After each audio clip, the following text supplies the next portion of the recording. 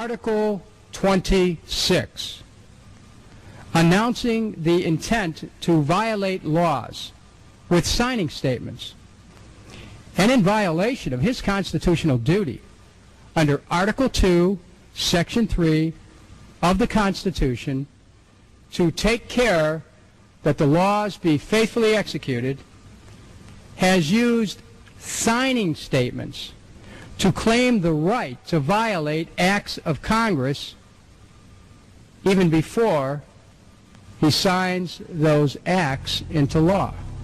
Same analysis would apply to Obama, and a fortiori because he taught constitutional law.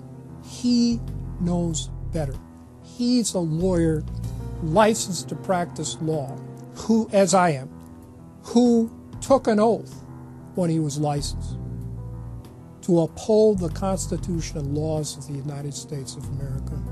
With his signature on the spending bill also came Obama's first signing statement, a presidential declaration freeing him from following some of the bill's contents. I believe in the Constitution and I will obey the Constitution of the United States. We're not going to use signing statements as a way of doing an end run around Congress. All right?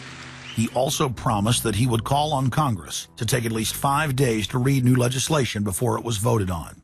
When there's a bill that ends up on my desk as president, you, the public, will have 5 days to look online and find out what's in it before I sign it,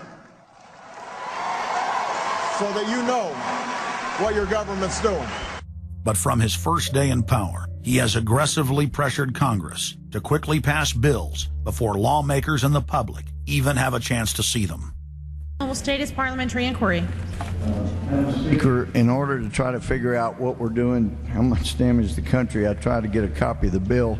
We have out here on the table 2454 that has 1,090 pages in it, but I've understood since debate in here that there's another 300 pages that were added in the middle of the night. My inquiry is, how do I get a copy of the other 300 pages that people on here or here on the floor hadn't had a chance to read or see?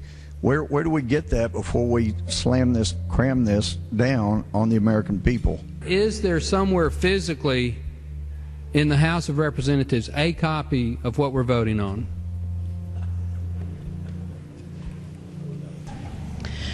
The gentleman has not stated a parliamentary inquiry that the chair can answer. Mr. Speaker, I have to say that I am outraged. Here we are getting ready to vote on a piece of legislation, and we haven't even seen 300 pieces of this legislation. No one can even find the bill or even knows where it's at. Obama swore that he would never put lobbyists or donors in his administration. Treasury Secretary Timothy Geithner appointed Mark Patterson, and this is a former top lobbyist for Goldman Sachs, as his chief of staff. And then last week there was a lot of buzz over William Lynn. He was appointed to the #2 position at the Defense Department. William Lynn, also a former top lobbyist for Raytheon, which is one of the 5 largest defense contractors.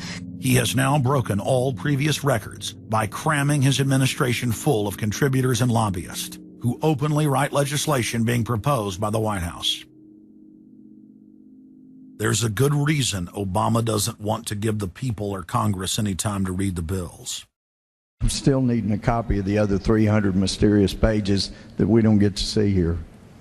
Shortly after the 2008 election, Vice President Joe Biden confided to top supporters that it was essential that their program be implemented at lightning speed. Because their agenda was so unpopular, they knew Obama would lose support quickly.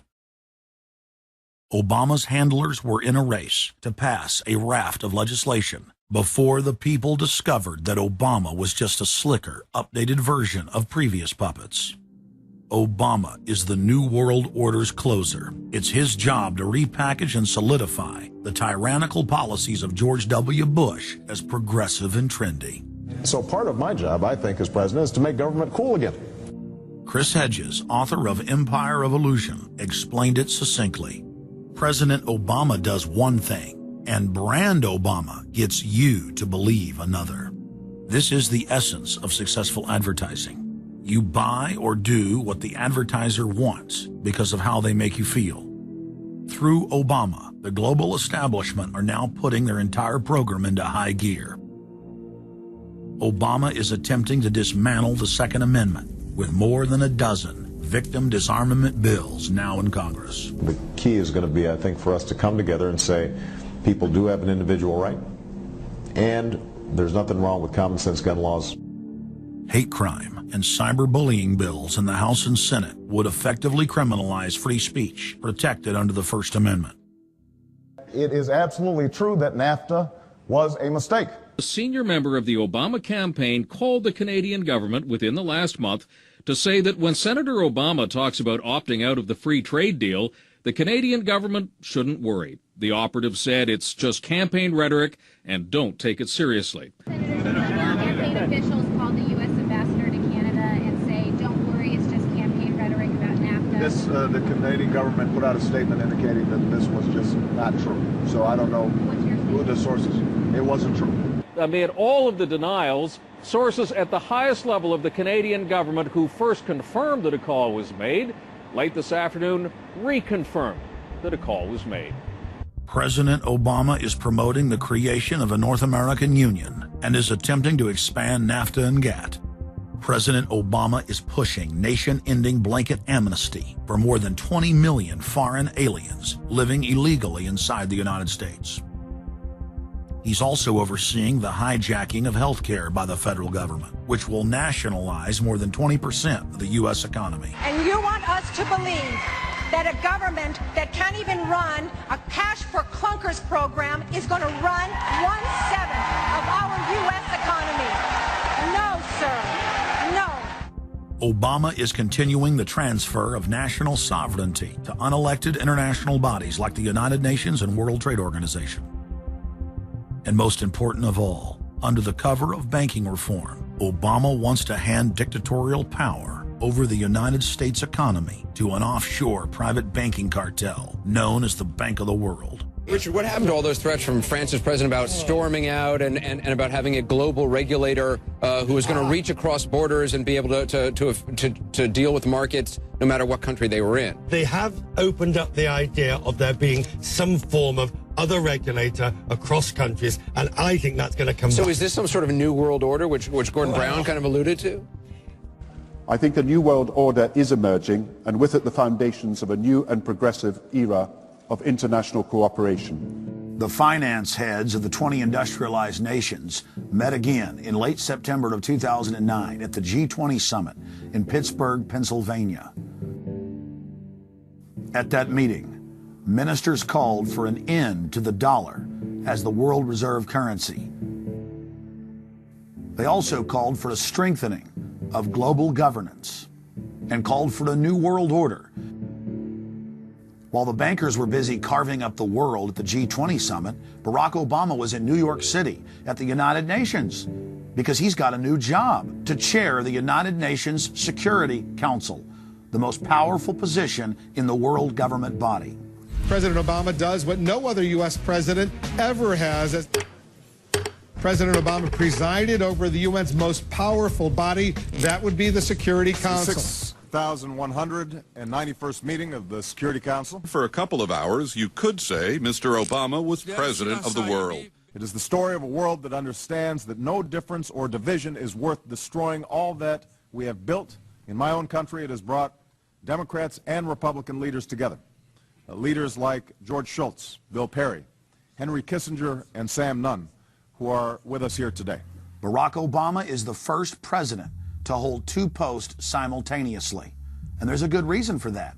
It's illegal. Article 1, Section 9 of the Constitution forbids any U.S. president from serving any foreign government or institution. He swears an oath to protect and defend the Constitution of the United States. But now Barack Obama has sworn allegiance to the global government and the United Nations that he heads up. Let that sink in real good. Barack Obama now heads the United Nations Security Council. You cannot serve two masters, and Obama isn't. He's selling out the last vestiges of sovereignty that this country had. This, ladies and gentlemen, is the destruction of our nation, and it's also high treason.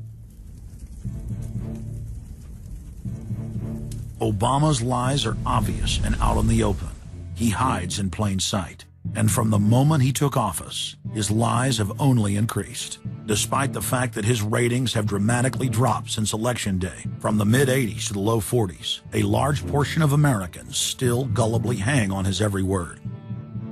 It is bringing entertainment to thousands of people. Through its magic, we are able to enjoy a combination of the radio, motion pictures, and the stage, right in the comfort of our own homes, simply by pushing a button and turning a dial.